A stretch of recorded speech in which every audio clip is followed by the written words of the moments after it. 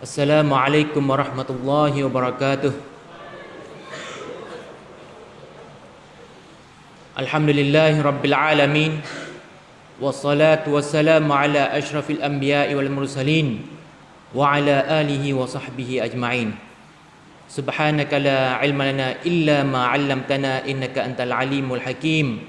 Wa la hawla wa la quwwata illa billahil aliyyil azim. Amma ba'd. Alhamdulillah, bersyukur kita kehadrat Allah Subhanahu wa taala kerana pada malam ini Isnin 2 hari bulan 10 tahun 2023 kita dapat meneruskan lagi kuliah yang berkaitan dengan adab-adab terhadap dua ibu bapa, yang berkaitan dengan bahagian ataupun bab yang keenam. Pada minggu lepas kita menyentuh tentang tanggungjawab anak-anak terhadap orang tua dan cara mentaati kedua ibu bapa masing-masing, dan apa yang disentuh dalam ayat dalam hadis Rasulullah sallallahu alaihi wasallam bahawa apa perkara-perkara yang berkaitan dengan tentang dosa yang paling besar.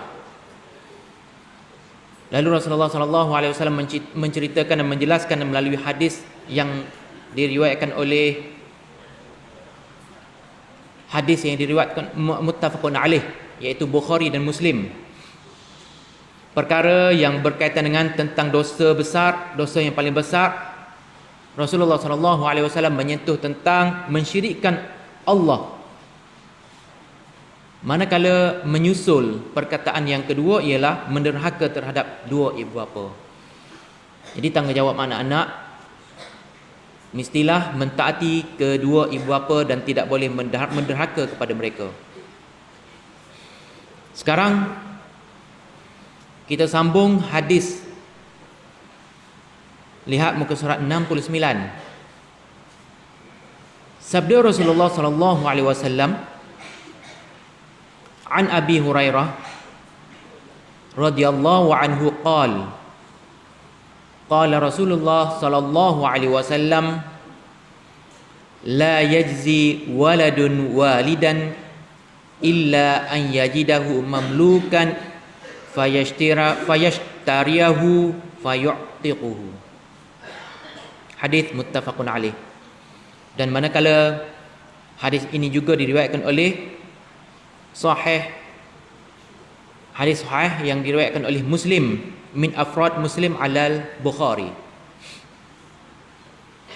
Artinya, si anak tidak membalas balasan yang seimbang kepada bapanya di atas budi baiknya, melainkan jika ia dapati bapanya menjadi hamba abdi orang, maka ia membelinya lalu memerdekakannya.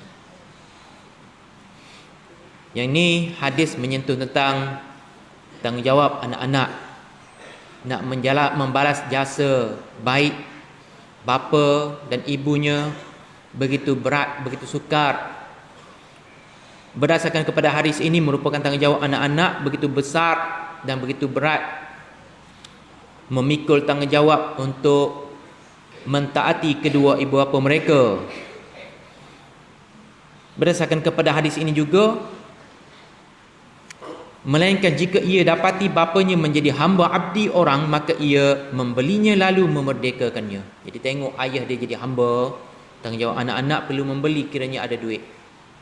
Kiranya tak mampu, itulah ibarat bila ayah hamba, mungkin anak juga hamba. Macam mana nak merdekakan bapa dia?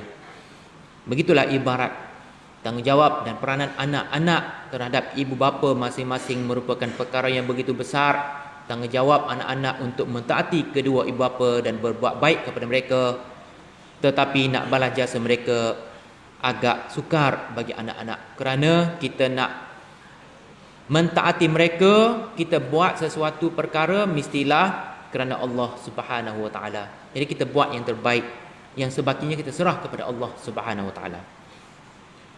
Apa yang berkaitan dengan penjelasan hadis? Anak lelaki tidak sekali-kali dapat membalas jasa ibu bapanya. Walaupun dia sudah berkahwin, mesti dia menunaikan tanggungjawab ibunya.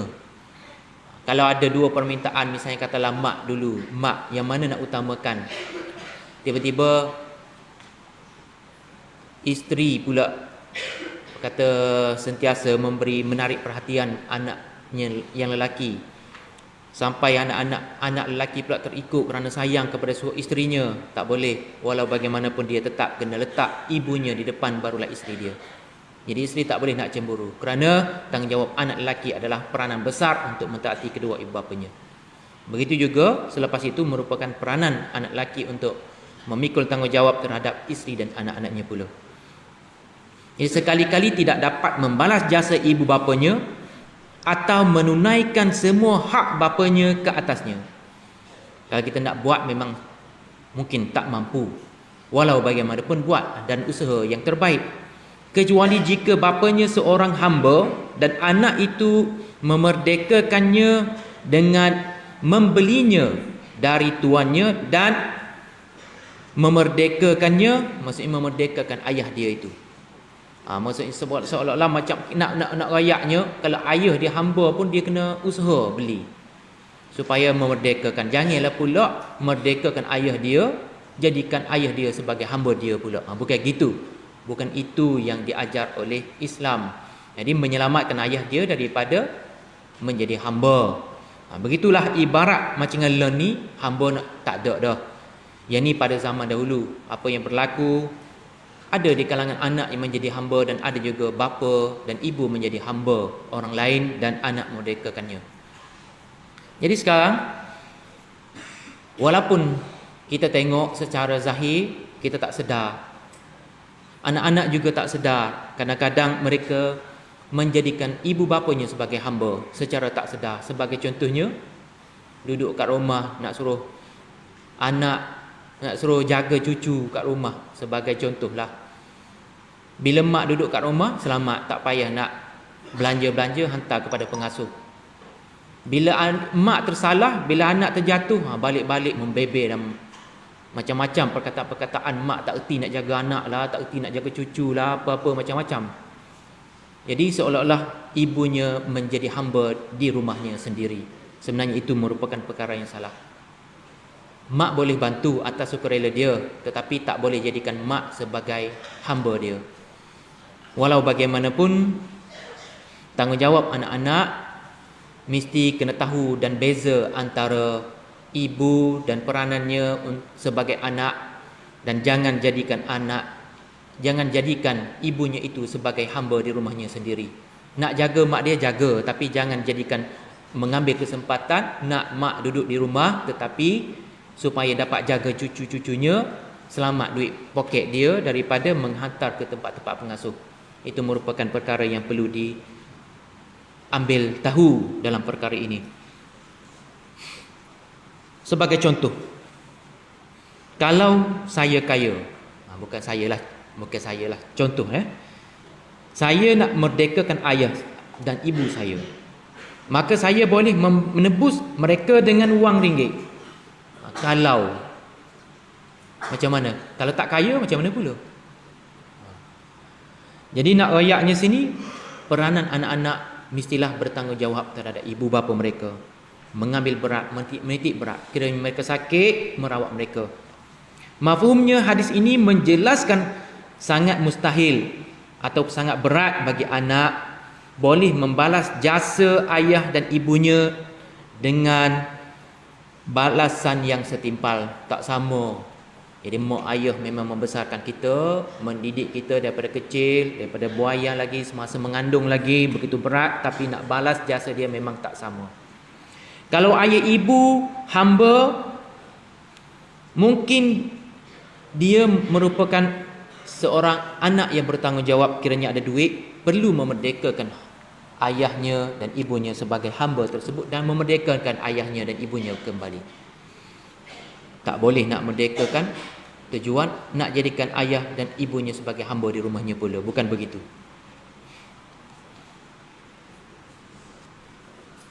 Kata Abdullah bin Mas'ud radhiyallahu anhu, saya pernah bertanya Rasulullah sallallahu alaihi wasallam, Amalan apakah yang Allah Subhanahu wa taala sangat suka dilakukan oleh hamba-Nya? Itu soalan, pertanyaan daripada Abdullah bin Mas'ud. Baginda menjawab, birrul walidain, iaitu menghormati dan melakukan kebajikan kepada kedua ibu bapa. Bila kita besar, tanggungjawab kita dan peranan kita untuk menjaga kebajikan kedua ibu bapa sebagai membalas jasanya, mengenang apa yang dijaga dan mendidik kita. Jadi kena buat baik kepada kedua ibu bapa, layani mereka seperti mana mereka melayani kita masa kecil dulu. Macam mana dia bagi kasih sayang kepada kita, ya kita kena buat macam tu. Begitu juga kita memohon pertolongan daripada Allah Subhanahu Wa Taala. Kita memohon kepada Allah supaya Allah Subhanahu Wa Taala mengasihi kedua ibu bapa kita seperti mana Dia mengasihi kita semenjak kita kecil lagi, semenjak dilahirkan. Kena hormati kedua ibu bapa, kena taat kepada mereka,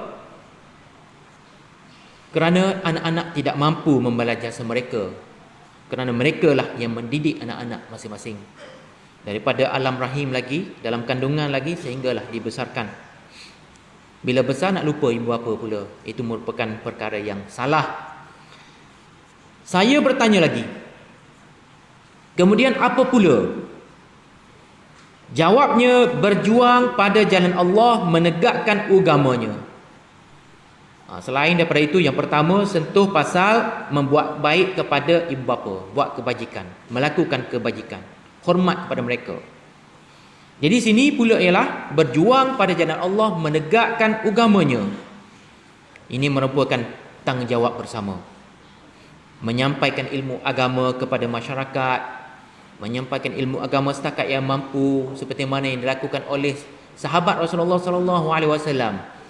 Dia dengar sepotong ayat daripada Rasulullah, terus menyampaikan kepada sahabat yang lain yang tak dengar ayat yang disampaikan oleh Rasulullah tersebut. Dia terus sampai dan mengamalkannya. Jadi tugas dan peranan kita adalah menyampaikan ilmu agama kepada orang lain yang tak dengar, duduk dalam kuliah ilmu ini, kena sampaikan kepada orang lain pula, kena amalkan. Dan tanggungjawab untuk menegakkan agamanya dengan cara dakwah, dengan menyebarkan Islam kepada masyarakat supaya mereka juga turut memahami tentang ilmu agama Allah Subhanahu Wa Taala dan menegakkan syariat Islamiah. Seorang lelaki datang menemui Rasulullah sallallahu alaihi wasallam, meminta izin hendak berjihad pada jalan Allah. Ni seorang lelaki semangat nak berjihad pada jalan Allah. Dia minta izin dengan Rasulullah sallallahu alaihi wasallam. Apa Rasulullah jawab? Maka Rasulullah sallallahu alaihi wasallam menyoalnya. Maksud Rasulullah tanya balik.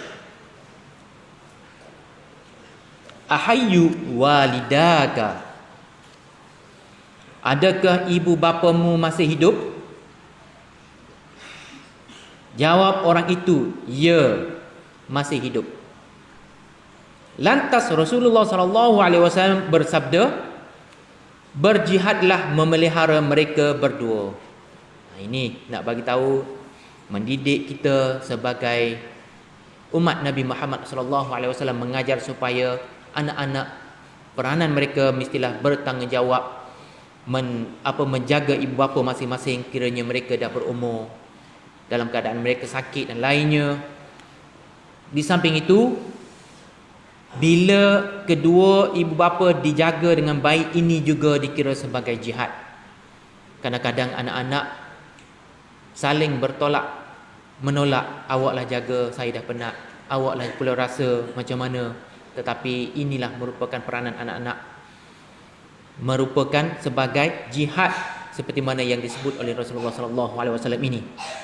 Fa fihima fajahidun, fa fihima fajahid. Hadis muttafaqun alaih. Berjihadlah memelihara mereka berdua. Seeloknya anak-anak bergile-gile lah. Bila anak 8 orang ke 10 orang, 12 orang, anak sikit ke tak ramai ke, bergile-gile, bincang elok-elok dengan anak-anak masing-masing. Tak kiralah anak lelaki ke perempuan, bincang elok-elok secara bergile-gile. Apa salahnya memikul tanggungjawab dan berjihad memelihara ibu bapa masing-masing. Jadi daripada sini apa yang perlu ditekankan bahawa hak ibu bapa ke atas anak-anak mereka sangat besar. Memuliakan mereka adalah salah satu amalan kebaikan yang paling besar dalam Islam. Menjaga mereka dan memelihara mereka berdua pula adalah satu jihad seperti mana yang disentuh dalam hadis ini. Sebagaimana Allah Subhanahu Wa Taala menjadikan kebaikan mereka sebagai salah satu jalan paling luas menuju ke syurga Allah Subhanahu Wa Taala. Salah satu tanda, salah satu cara untuk masuk syurga iaitu berjihad menjaga kedua ibu bapa masing-masing.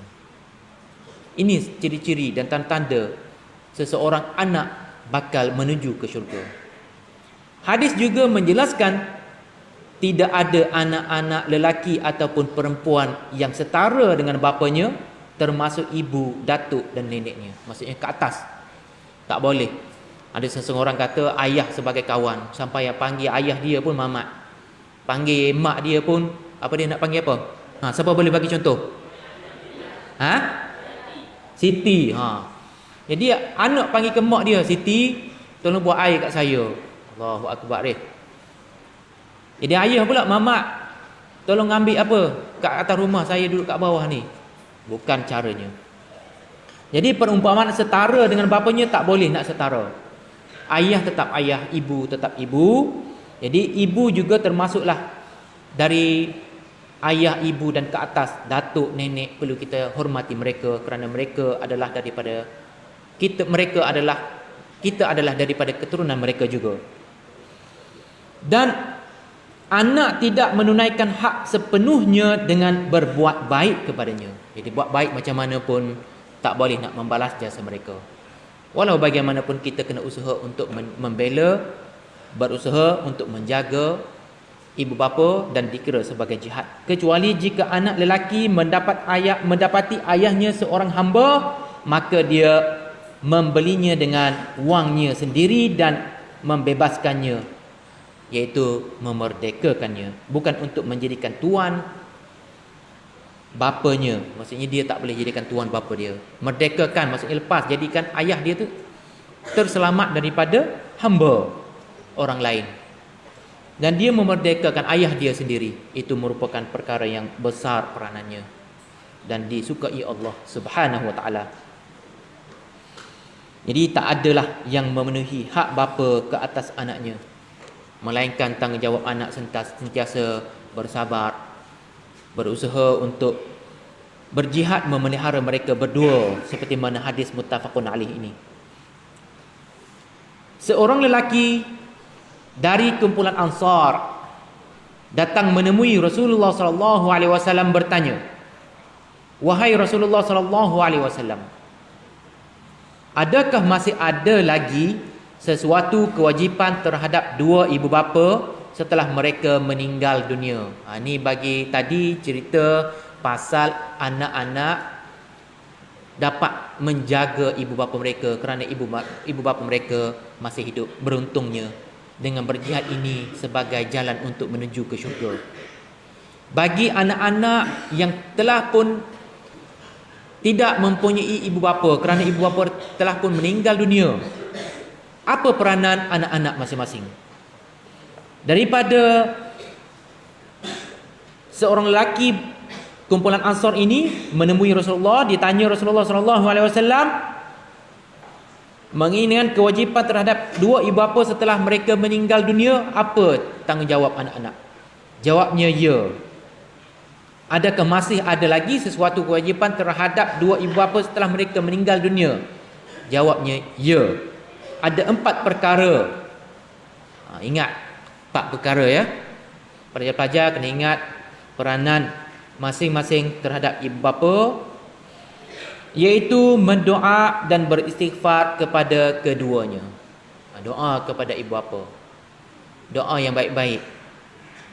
Apabila mati anak Adam, mati seseorang hamba Allah SWT, mati seseorang manusia, terputus segala amalan kecuali 3 perkara. Salah satunya doa anak-anak soleh, doa kepada kedua ibu bapanya. Ini Berdoa dan beristighfar kepada keduanya. Doa. Dengan doa tak ada lagi perantaraan, melainkan dapat pahala direct kepada ibunya dan bapanya di alam kubur, di alam barzakh, melalui doa anak-anaknya yang soleh, yang solehah. Sentiasa berdoa kepada mereka kiranya mereka telah meninggal dunia. Tak boleh nak putus asa. Jangan lupakan mereka. Tak boleh nak lupakan mereka. Yang kedua, melaksanakan janji-janji mereka kepada orang. Misalnya katalah mak ayah berjanji dengan orang lain, tiba-tiba tak mampu nak selesaikan. Mereka telah meninggal dunia. Anak-anak pula memainkan peranan. Janji mak, jadi saya datang ni tujuan nak menunaikan janji mak saya. Apa-apalah yang mak berjanji dengan orang nak selesaikan, tapi tak sempat kerana dia meninggal dunia. Jadi peranan anak-anak lah pergi berjumpa orang tu, melaksanakan janji-janji mereka kepada orang lain. Sebagai contohnya, mak kata nak pergi ke mana? Nak pergi mana? Perak. Nak jumpa orang tu. Tapi tak sampai, dia pun sampai ajal. Atas tujuan dan dasar menunaikan hajat mak dan ayah, pergilah rumah orang tu atas dasar untuk meningkatkan lagi silaturahim dan pertalian persaudaraan antara mereka. Kerana mak ayah baik dengan mereka. Itu naikkan hajatnya. Bagi tahu mak nak datang dulu tak sempat, jadi sayalah datang. Boleh mengembirakan orang tersebut. Yang ketiga, memulia dan menghormati sahabat handai mereka. Tak boleh nak putuskan hubungan dengan mereka. Bila mak ayah dah tak ada, kena hormat juga kepada mereka. Kalaulah mereka baik dengan mak ayah kita, kita pun kena buat baik juga kepada mereka. Kalau mak ayah sentiasa menjemput mereka ke rumah, kita pun kena jemput juga mereka ke rumah, supaya hubungan tidak terputus. Dan yang keempat, menghubungi silaturahim antara amalan untuk masuk ke syurga, seperti mana yang terdapat dalam Sahih Al-Bukhari. Yang keempat ini, menghubungi silaturahim yang tiada kaitan anda dengannya, melainkan melalui mereka. Bila mak ayah dah meninggal dunia, bertanya khabar, ataupun kita pergi kepada rumah mereka, rumah kawan-kawan mak ayah, datang untuk mengeratkan lagi silaturahim walaupun mak ayah sudah tiada. Mereka akan gembira. Bahkan mereka rasa berterima kasih kerana anak masih lagi ingat kepada mereka di atas jasa ataupun hubungan silaturahim yang sentiasa terjalin antara kedua ibu bapa kita dengan orang tersebut. Itulah perkara-perkara yang masih tinggal menjadi kewajipan anda menyempurnakannya selepas mereka mati. Jadi jangan putus silaturahim antara kawan-kawan ayah, kawan-kawan mak, orang-orang yang disukai oleh ibu bapa. Mak ayah sentiasa menziarahi mereka, jadi kena pergi. Kalau tak mampu, rancang cuti ni nak pergi rumah mak saya, selalu pergi rumah siapa, rumah A. Cuti sekali lagi nak pergi rumah kawan mak yang B. Yang satu lagi kawan ayah yang C, mak ayah yang rumah yang C, orang tu. Jadi sekarang ni secara bergila-gila, insya-Allah, walaupun sekali-sekala berjumpa, tapi hubungannya tidak putus. Seperti mana kata pepatah, zur ghibban tazdadu hubban. Ziarahlah sekali-sekala, menambahkan lagi kasih sayang. Dan sabda Rasulullah sallallahu alaihi wasallam, an Abdullah bin Umar. Sini buat pembetulan sikit Inna min, padamlah, abarral birri, inna abarral bir, inna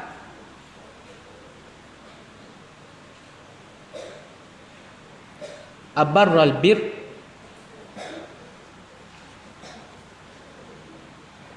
an yasila ar-rajulu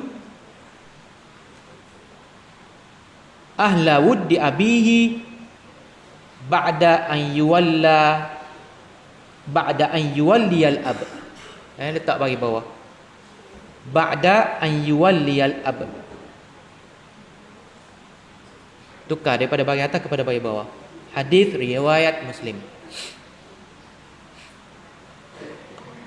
Artinya, sesungguhnya kebajikan yang paling utama diusahakan oleh seorang anak ialah menghubungi orang yang dikasihi oleh bapanya setelah ia pergi menemui Allah. Ini kebajikan yang paling utama. Diusahakan oleh siapa? Oleh anak. Dengan cara macam mana? Menghubungi orang yang dikasihi oleh bapanya setelah ia pergi menemui Allah Subhanahu Wa Taala. Orang yang Allah apa dia? Orang yang disayangi. Bapa sayang kepada dia, bapa kasih kepada dia, maka anak-anak memainkan peranan untuk menghubungi dan menemui mereka setelah bapa pergi menemui Allah Subhanahu Wa Taala. Tanggungjawab anak-anak mestilah hubungi kenalan-kenalan baik bapa dan ibunya juga. Jangan sampai terputus hubungan silaturahim antara kawan-kawan bapa dan kawan-kawan ibu. Dan dengan saudara mara juga. Silaturahim perlu diteruskan. Dan tanggungjawab serta peranan anak-anak juga ziarah orang yang baik dengan ibu bapa masing-masing. Seterusnya, seorang Muslim yang mengakui hak-hak ini terhadap kedua ibu bapa serta menyempurnakannya bagi mentaati Allah dan melaksanakan pesanannya, hendaklah dia memelihara adab-adab yang berikut terhadap kedua ibu bapa. Bagi seseorang yang menyempurnakan bagi mentaati Allah, mesti laksanakan pesanan ini. Yang pertama, mentaati kedua-duanya dalam perkara yang disuruh atau dilarang selama apa yang disuruh atau dilarang itu tidak merupakan maksiat kepada Allah. Maksud sini taat apa yang disuruh yang tidak bertentangan dengan syariat Allah Subhanahu Wa Taala. Kiranya mak ayah suruh buat maksiat, perlu jauhi, tak perlu taat yang tu. Kerana tiada taat kepada seseorang makhluk, tiada taat kepada seseorang makhluk dalam perkara maksiat kepada Allah Al-Khaliq, kepada Allah yang pencipta. Jadi tak ada taat kepada makhluk dalam perkara maksiat. Dan kerana Allah berfirman dalam surah Luqman ayat yang ke-15, wa in jahadaka ala an tusyrika bima laysa laka bihi ilmu fala tuti'huma wa sahibhuma fid dunya ma'rufa. Artinya, dan jika mereka berdua mendesakmu, mendesak anak-anak, supaya engkau mempersekutukan denganku, yaitu Allah Subhanahu Wa Taala, sesuatu yang tidak ada pengetahuanmu tentang itu, maka janganlah kamu mengikuti keduanya, dan bergaullah dengan mereka di dunia dengan cara yang baik. Ini paragraf surah Luqman ayat yang ke-15 menafsirkan ayat tentang peranan anak-anak boleh taat, perlu taat kepada kedua ibu bapa selain maksiat kepada Allah SWT. Kalau mengajak untuk mempersekutukan Allah, maka kita tak boleh ikut. Kiranya mereka tidak beriman kepada Allah SWT atas dunia, kita kena buat baik juga kepada mereka. Taat kepada mereka, hormat kepada mereka selain daripada maksiat kepada Allah SWT. Jadi maka janganlah kamu mengikuti keduanya dan bergaullah dengan mereka di dunia dengan cara yang baik. Maksudnya jangan mengikuti keduanya, mengikuti mereka beriman kepada agama yang lain, tak boleh. Kita tetap beriman kepada Allah SWT. Anak-anak tetap beriman kepada Allah SWT dan tak boleh mengikuti mereka. Kiranya mereka tidak mahu beriman kepada Allah, bahkan mereka mengajak anak-anak supaya beriman dengan agama-agama ataupun kerana mengajak syirik kepada Allah SWT, jadi perkara itu perlu ditentang, tak boleh ikut. Jadi bergaul dengan mereka dengan cara yang baik, kena tunjuk. Kiranya anak baru memeluk Islam contohnya, hubungannya tak boleh putus dengan ibu bapa dia, walaupun ibu bapanya tidak memeluk agama Islam, kena buat baik, ziarah mereka, hormati mereka sebagai ibu. Dalam masa yang sama buat baik, tunjuk qudwah, contoh tauladan yang baik kepada ibu bapa mereka setelah mereka memeluk Islam, dari segi penghayatan agama, dari segi akhlak, contoh tauladan dan lainnya. Dan dengan cara inilah sebagai langkah boleh mendorong mereka memeluk agama Islam juga. Bahkan ada dah, dan banyak berlaku anak-anak setelah memeluk agama Islam, mak ayah mereka yang tidak beriman kepada Allah SWT tengok anak dia wataknya berubah. Bila dia masuk Islam, dia taat kepada mak ayah dia, hormat kepada mak ayah dia dengan baik, bersopan santun, beramah mesra, bercakap pun tak sama seperti dia sebelum memeluk Islam. Kemudian bila mak ayah tengok, tertarik dengan Islam dengan cara perwatakan anaknya itu. Walaupun dia memeluk Islam, tapi hubungannya tak putus, bergaul dengan cara yang baik bersama dengan ibu bapanya. Ramai memeluk Islam hasil daripada anak-anak buat baik kepada ibu bapa mereka, bergaul dengan pergaulan yang baik walaupun mereka telah memeluk Islam. Daripada sini, paragraf surah Luqman ayat 15, bila ibu bapa memaksa anak yang beriman untuk membuatnya menyekutukan Allah Subhanahu Wa Taala dalam ibadah kepada Allah. Jadi daripada sini anak-anak tak boleh ikut. Jadi daripada sini juga kedua-dua ibu bapa mengajak anak berbuat maksiat kepada Allah, tak boleh ikut juga. Namun tetaplah bergaul dengan keduanya di dunia ini dengan baik, dalam hal-hal yang baik. Dia kena buat baik, bukan mengandung dosa. Maksudnya tidak mengandungi dosa. Kalau perkara-perkara yang mengandungi dosa, tak boleh ikut. Kiranya terjadi juga, terikut, kerana dia pun baru nak faham tentang Islam. Bila dia faham, maka tanggungjawab anak-anak perlu tempuh jalan yang bertaubat dari dosa tersebut, melalui jalan bertaubat daripada dosa-dosa tersebut. Misalnya dia buat sesuatu yang menyebabkan dosa, maka dia kena bertaubat, kembali kepada Allah Subhanahu Wa Taala, beriman kepada utusan Allah SWT, iaitu Nabi Muhammad SAW. Hanya kepada Allah tempat kembali semua manusia. Lalu Allah SWT akan menilai seseorang hamba Allah SWT, dan terus menilai sepanjang hayatnya di dunia ini, kerana Allah SWT akan membalas setiap perbuatan-perbuatan amalan yang dilakukan di atas muka bumi ini, di atas dunia.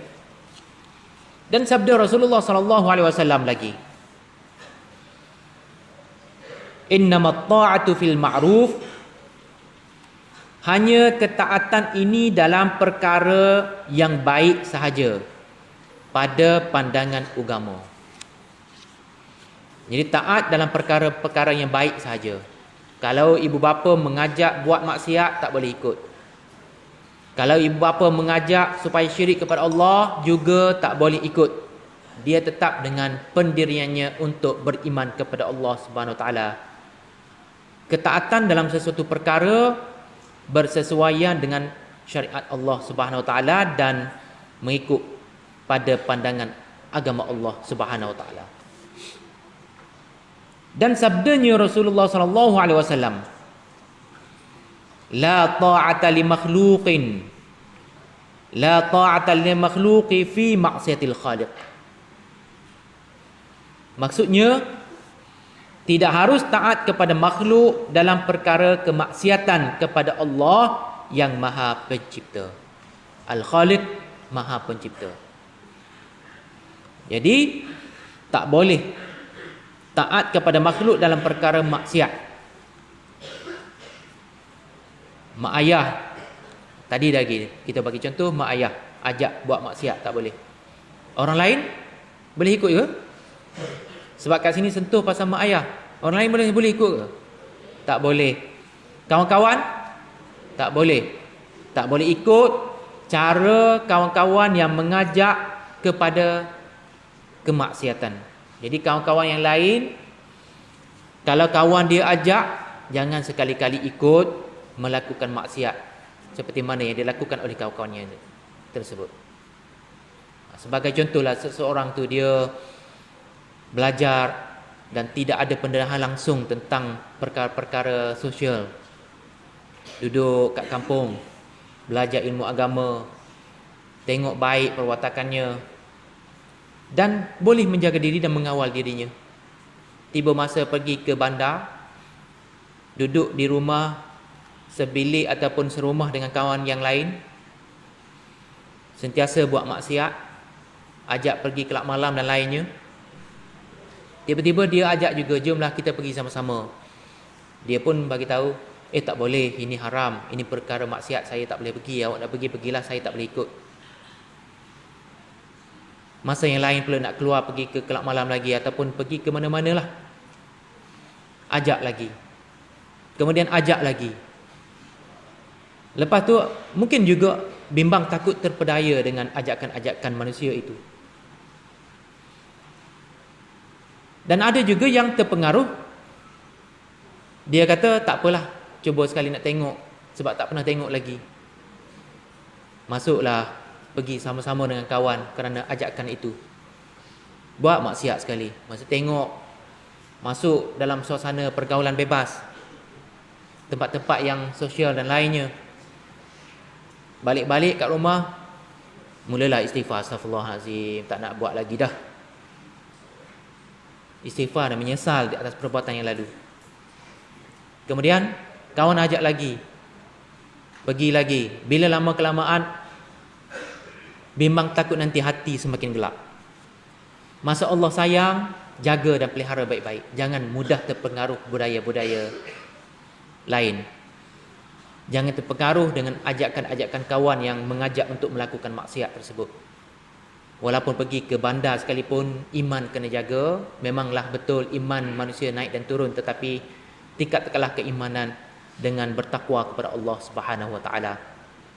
Dan ada juga di kalangan masyarakat, masa berada di kampung bukan main pakai tudung, tapi pergi ke bandar, buka tudung, naik atas bas, sediakan tudung. Bila nak sampai, tarik tudung. Mak ayah tengok, bagusnya duduk kat KL pun, duduk kat bandar mana-mana pun masih jaga agama, aurat tak tutup, aurat yang sentiasa ditutup kerana dia berpura kepada ibu bapanya di rumah. Itu merupakan perbuatan yang sia-sia, menipu mak ayahnya sendiri, sedangkan Allah mengetahui di atas perbuatannya itu. Tapi ada juga di kalangan seseorang mudah terikut dan terpedaya dengan ajakan-ajakan kawan, duduk kat kampung menjaga auratnya, tetapi bila pergi ke bandar, membuka aurat, bahkan macam-macam pula rambut dihias dengan rambut yang merah, rambut macam-macam warna, sedangkan perkara itu adalah perkara yang sia-sia, seronok hanya sementara sahaja. Macam mana pula kiranya seseorang itu leka dalam kehidupan sampai ajalnya, tak sempat nak bertaubat, takkah menyesal seumur hidupnya nak bertemu dan menghadap Allah Subhanahu Wa Taala. Yang kedua, menghormati dan menjunjung kedudukan kedua ibu bapa. Di samping merendahkan diri dan memuliakan mereka, kena hormat kepada kedua ibu bapa masing-masing. Kena taat dan patuh. Kita tahu peranan mereka, tanggungjawab kita terhadap mereka. Mestilah kita merendahkan diri, kita hormat mereka.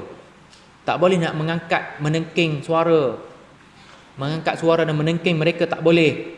Dan mestilah peranan anak-anak memuliakan mereka, baik melalui percakapan ataupun perbuatan. Pelajar-pelajar kena ingat, balik kat rumah kena hormat mak ayah. Apa yang mak suruh kena ikut. Pilihan ibu bapa untuk datang ke Sekolah, tempat belajar masing-masing kena hormat, kena ikut permintaan ibu bapa, dan mereka fikir itulah jalan yang terbaik untuk menghantar anak-anak di tempat pilihan sekolah ibu bapa masing-masing. Jangan memberontak. Tujuan mak ayah hantar adalah tujuan untuk pelajar-pelajar mendapat ilmu yang bermanfaat, menjadi hamba Allah yang baik di suatu hari nanti. Sekarang pelajar-pelajar tak fikir lagi, tak nampak lagi apa peranan, apakah keputusan ibu bapa untuk menghantar anak-anak ke sekolah, khususnya sekolah yang berasrama. Bila besar barulah sedar, oh ini matlamatnya, ini objektifnya mak ayah saya hantar ke asrama, ke sekolah-sekolah agama dan lainnya. Tujuannya adalah supaya dapat menjadi hamba Allah yang beriman dan bertakwa. Tak kiralah bidang mana-mana sekalipun, bukan bidang agama sekalipun, belajar mestilah matlamat utama mesti letak Allah terlebih dahulu. Belajar mestilah ikhlas kerana Allah Subhanahu Wa Taala. Bila dapat ilmu, mengamalkan ilmu tersebut untuk berbakti kepada ibu bapa dan masyarakat, serta mendapat keberkatan hidup di dunia dan akhirat. Jangan sekali-kali menyinggung perasaan mereka. Tak boleh nak menyinggung perasaan ibu bapa. Kalau rasa mak ayah kita tersalah bercakap dengan mak ayah, terangkat suara, minta maaf terus. Mak, minta maaf, saya tersalah cakap, tak perasan tadi, teremosi. Menyergah atau mengangkat suara, mengatasi suara mereka, tak boleh. Bila mak cakap macam ni, dia pun nak pertahan dia. Mak cakap macam ni, dia pun makin angkat suara, nak suruh mak dia dengar. Tak nak ikut. Menyegah pula, mengangkat suara, mengatasi suara mereka, tak boleh. Tak boleh mengatasi suara ke atas mereka, maksudnya suara mereka berdua lah, ibu bapa. Jangan berjalan di hadapan mereka, maksudnya sebagai beradab lah. Jangan mengutamakan isteri atau suami, anak-anak. Jangan mengutamakan isteri atau suami atau anak-anak daripada mereka. Jadi kena hormati mak. Bagi peranan anak-anak lelaki, apa dia? Langkah taat, langkah-langkah ketaatan macam mana? Yang pertama, kita letak Allah Subhanahu Wa Taala yang pertama, yang kedua Rasul, yang kedua, yang ketiga barulah ibu bapa. Manakala peranan anak-anak pula adalah mesti mentaati mereka.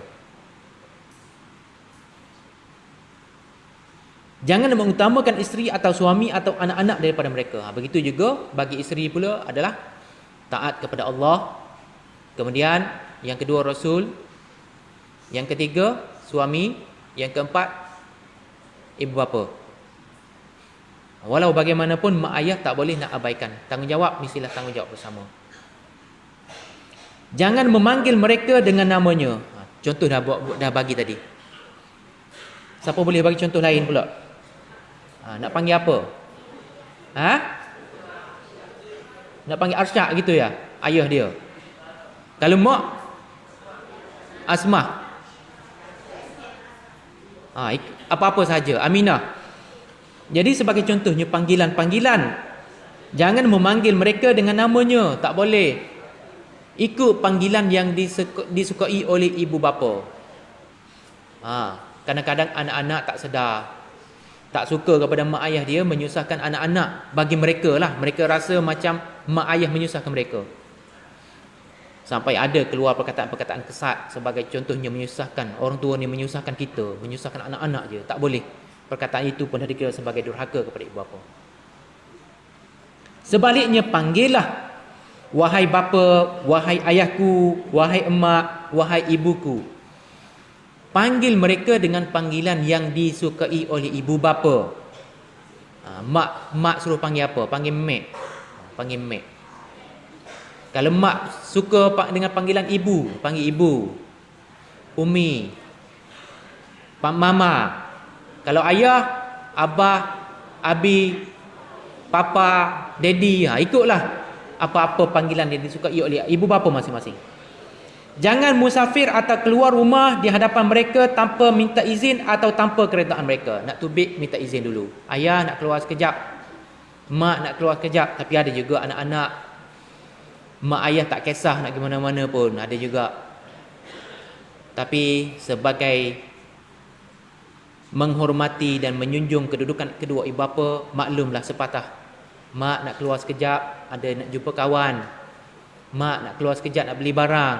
Mak nak keluar hari ni nak tidur, ada janji dengan kawan bermalam kat mana tempat bercuti. Sekali-sekala bawa lah juga mak pergi bersama, apa salahnya? Selagi mak masih ada, di situlah merupakan perkara-perkara yang boleh mengembirakan ibu bapa. Bila anak-anak ada duit nak bercuti, bawa sama-sama mak ayah, betapa rasa gembiranya mak ayah anak ada ajak juga pergi bersama. Yang ketiga, membuat kebajikan terhadap mereka berdua dengan apa sahaja yang dapat dilakukan. Buat kebajikan kepada mak ayah. Jadi jangan, kalau ada duit banyak, ada duit, jangan tunggu mak ayah minta dulu. Buat saja. Kalau ada perkara-perkara yang kita beli, ingat juga mak ayah. Janganlah pula beli untuk diri sendiri saja, beli juga dan hantar juga kepada mak ayah. Mudah-mudahan dengan cara macam tu anak-anak pun ikut dan menyusul cara yang dilakukan oleh ayahnya kepada ibu bapa mereka, kepada atuk mereka. Yang mudah sampai dengan tangan atau kuasa yang ada. Membuat kebajikan terhadap mereka berdua dengan apa sahaja yang dapat dilakukan, yang mudah sampai dengan tangan atau kuasa yang ada. Dengan cara macam mana? Dengan hantar makanan, mengirim makanan. Sekarang ni kalau anak-anak duduk jauh, duduk di Sarawak, duduk di Sabah, tapi anak-anak tak jarang sekali boleh berjumpa dengan mak ayah. Mak ayah duduk di Kelantan ataupun duduk di Johor. Dengan cara macam mana? Dengan tangan dia beli-beli barang, pergi pos, hantar. Mak tengok, duduk jauh pun ingat juga kat mak ayah. Alhamdulillah. Dengan apa sahaja atau kuasa yang ada. Jadi buat sesuatu yang terbaik untuk ibu bapa. Apa sahaja jenis kebajikan dan kebaikan, seperti memberi makanan, hantar makanan kepada mak ayah. Pakaian, mak tanya-tanya khabar, mak kata dia tak beli lagi pakaian untuk hari raya. Tak apa mak, saya kirim, saya hantar. InsyaAllah lah, mudah-mudahan kita bercakap jadikan dorongan kepada kita semua, insyaAllah. Cuba mengubati dan menanggung perbelanjaan perubatan yang sakit antara mereka berdua. Mengubati mereka. Nampak mak ayah sakit, mak tak sihat ni, mari kita pergi hospital, mari kita pergi klinik. Mak kata tak payahlah, mak rasa sikit je. Kalau mak tak nak pergi, betul-betul tak nak pergi, cari ubat. Bawa balik ni mak, saya bawa balik ubat dari farmasi. Dan menanggung perbelanjaan perubatan yang sakit antara mereka berdua. Jadi tanggunglah, belilah ubat. Bawa mak pergi hospital. Jangan pula Allah banyak ratusnya kali pada bulan ni. Macam mana perbelanjaan kita ya, nak tanggung anak isteri lagi.